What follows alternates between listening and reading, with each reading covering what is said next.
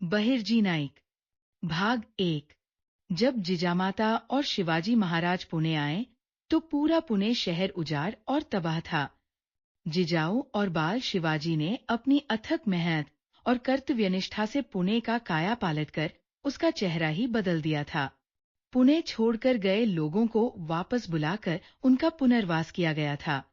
उनकी खेती और उद्योग धंधों की व्यवस्था की गई, लेकिन इस प्रगति को बाधा पहुंची लांडगों, डाकुओं की उपद्रव की वजह से।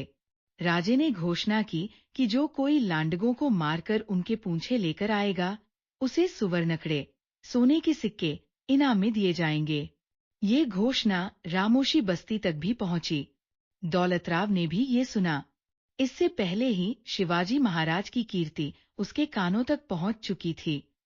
उसे राजे से मिलने की तीव्र इच्छा हुई।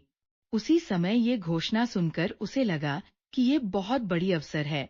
सदा अपने दोस्तों के साथ खरगोश और सुअर की शिकार करने वाला 16 से 17 वर्ष का यह दौलतराव आज अकेले ही लांडगों का शिकार करने के लिए गहरे जंगल में घुसा। शिवाजी महाराज की इच्छा है न, इसलिए उसने पूरे मनोयोग से 14 से 15 लांडगों का शिकार कर उनकी पूंछें एक रस्सी में बांधकर अपनी झोपड़ी में रात भर सूर्योदय का इंतजार किया। जैसे ही दिन हुआ, प्रातःकालीन पूजा धूप पूरी करके वो लाल महल की ओर चल पड़ा। मन में डर भी था, क्या इतने ताकतवर और आदरणीय शिवाजी महाराज एक रामोशी के लड़के से मिलेंगे? पर सुना था कि राजे जात पात नहीं देखते, केवल साहस, वीरता और पराक्रम को महत्व देते हैं। दौलतराव को इनाम की लालसा नहीं थी, केवल राजे से मिलने की, उनकी प्रशंसा पाने की।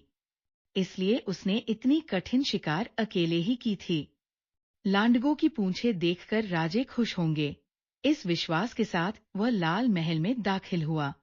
पहरेदार को बताने पर कि यह लड़का अकेले लांडगों का शिकार कर इतना बड़ा इनाम लेकर आया है, उस पर विश्वास नहीं हुआ।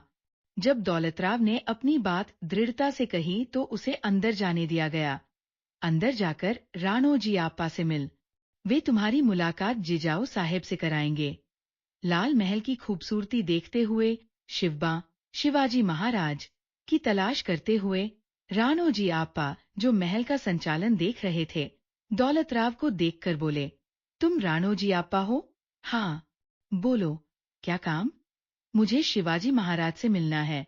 ये मारे गए लांडगों की पूंछें उन्हें दिखानी है।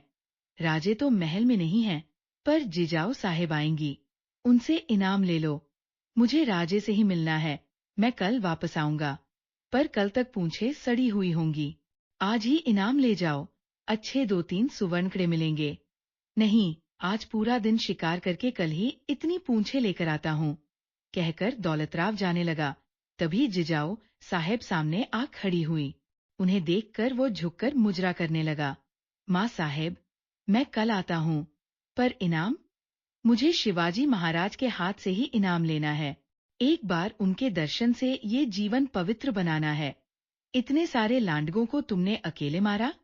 हाँ माँ साहेब, पर इनाम के लिए नहीं, राजे को देखने के लिए। शिवाजी महाराज के प्रति इतना प्रेम देखकर जिजाऊ साहेब भी भावुक हो गई। प्यार से उसके सिर पर हाथ फेरते हुए कहा, माँ साहेब, मैं नीच जाति का हूँ, आपने मुझे छुआ?